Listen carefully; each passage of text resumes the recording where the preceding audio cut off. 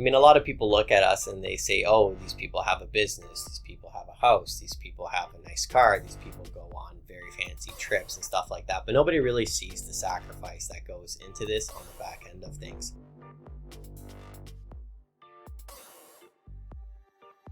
Everything that we did, we made small little sacrifices or large sacrifices, however you want to see it, to build towards what we have today.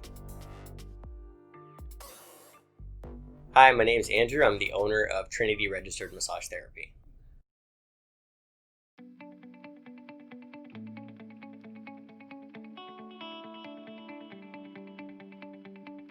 From the start of my career, I had the opportunity to work with small businesses. I had the opportunity to work in a big corporate environment.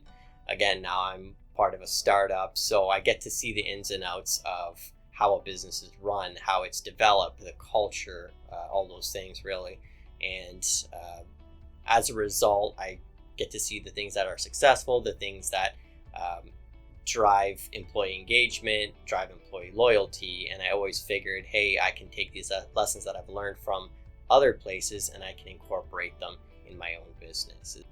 The first thing you need to do is your research. You need to know what you're getting yourself into. You need to know why you're getting yourself into that and what your potential for success is. Part of the reason why we're so passionate about massage therapy is really because we were finding it difficult to find a place to get a massage.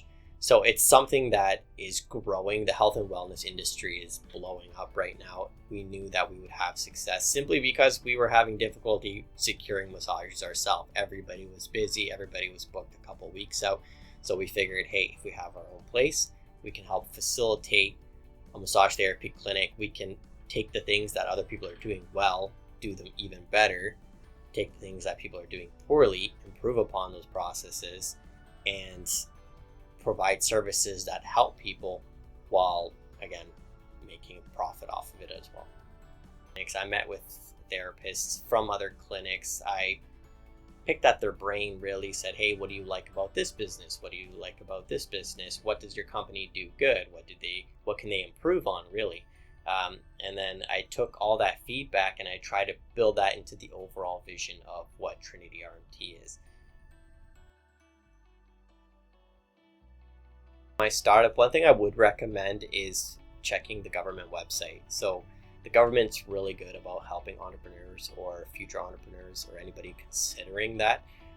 They provide resources, they provide information on how to get started, they provide programs for lending as well.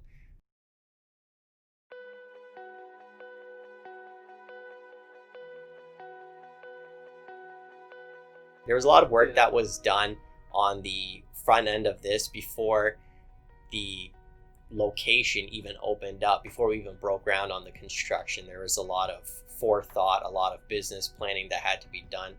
I remember right near the beginning, I was intimidated really when I was putting together a business plan to try to get financing for the business.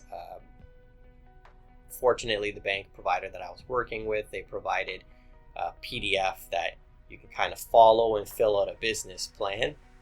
It was intimidating when you open it up initially and you see it's 25 pages long, and right then you start to think, hey, do I really want to put the effort into this? It's 25 pages to fill out here. But no, we put that together, and the bank advisor that we worked with was excellent. They helped us every step of the way to secure our financing. So they have a lot of great programs for lower threshold business ventures. Obviously, they want to promote entrepreneurship. I think it's about a $10,000 threshold. Basically, anything under $50,000, you're likely to be able to get something if you come with a decent idea. Even if you don't make a ton of money, like if you have a good idea and you can not verbalize but present a business plan that's palatable, or it makes sense, or it has good figures, or you're able to back it up with research, they'll look at that and they'll take that under advisement. And if they think it's a good risk, they'll take a risk on you. It doesn't mean that you have to have a lot of money in order to do it. It just, you need to show them that you're invested in, not necessarily financially, but with your time, with your energy, and you're willing to make sacrifices to get the business going. And most of the time that's enough for them to say, hey, you know what, this person's done the research and this is somebody we want to go into business with. For them, they see it as a partnership rather than just like them handing out money as a loan. They see the potential in you as well. One thing that's huge really for people who are looking for space to rent out is inducements. I was looking at location after location after location, and a lot of them were saying, yeah, this is what we offer and that's it. And nobody was really like enthusiastic about giving us the space. They all wanted us to rent, but they weren't like, there wasn't really that excitement until I found this space here. And right off the bat, they're like, yeah, we would love to have you in. We feel this would be a great fit. We'll do whatever we can to make you guys feel welcome here. They offered great inducements, which is something that everybody should be looking for. It's the building or the landlord offering to pay you back as to an extent. So it was like, hey, if you guys rent with us, we'll give you X amount of money to assist with your build out. So that was really key for us, is nobody else even offered that. This landlord saw potential in us. They saw a long-term partner with us. So they said, hey, we'll give you guys X amount of money if you build with us, if you rent with us. And we believe that will help facilitate a better relationship.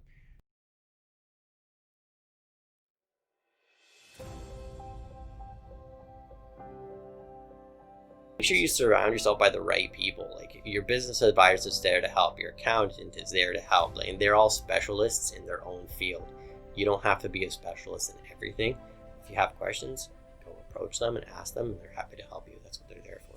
All the steps mix in together.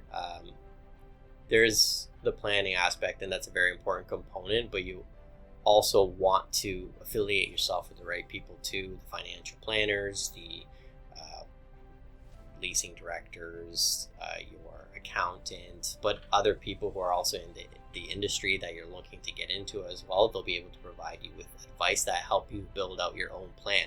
So they kind of go hand in hand to an extent.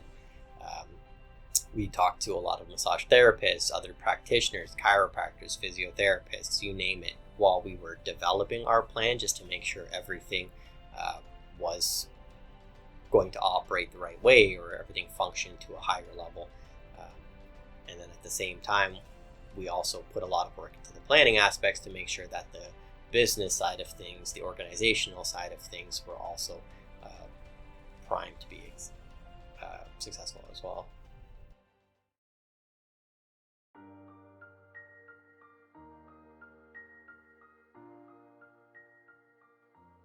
But sacrifice is a big thing. You need to know when you're getting into this that you're going to be making a lot of sacrifice, whether it's time, whether it's finances, whether it's relationships, your weekends, the time you go to have fun. You're going to be sacrificing a lot of that to make your business go.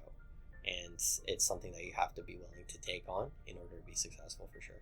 You need to understand before going into this that, like a lot of startup CEOs who spend the 13 hours a day, 6 days a week, or whatever it may be, you're going to be spending a lot of your time trying to make this thing grow, trying to make it successful to the point where it's either self-sustaining or you have enough resources to make it go. We got so far into the planning process before I stopped to think, hey, if we do this, our lives are going to change. So sometimes when you're in the planning process, you're thinking, okay, I'm going to start a business and everything's going to be great. It's going to be hunky-dory, like everything's going to go well. And then you realize partway through, or in my case, I realized partway through, like, if we do this thing, our lives are never going to be the same again. Everything's going to be about trying to maintain the business, or we'll no longer be able to travel as freely as we had up until now, or if something goes wrong, or somebody's sick, or whatever it may be. And that's something that in the early part of it, you're thinking, like it's, it'll just be something here and there. It's just my business. It'll just go. But then you realize, like, no, this is all encompassing. This is going to take all of your time. This is going to take a large portion of your time. And it's not something that after a month or two, it's over. This is for the foreseeable future. For as far as you can see, or as far as you plan on having the business, this is your life now. And it's not simply a matter of, okay, I give up and I'm going to walk away. You can't give up and walk away. Now you're so far invested into this that you have to make it work. You have to make it successful, because the alternative is you lose either the business or, in a lot of other people's cases, everything else, their houses, their cars, whatever it may be. A colleague of mine who I'm pretty close to, he was sleeping on his friends' couches for a really long time, working towards his goal of his own business, and now he's one of the largest builders in his city. So it's a story of having that drive, that initiative, and the ability to sacrifice.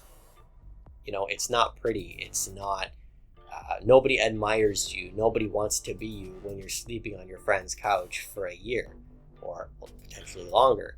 Everybody wants to be you when you're a successful multi-million-dollar builder, building houses all throughout the city, and you have everything that you have. Everything is a process. Everything requires that you make the sacrifices while building your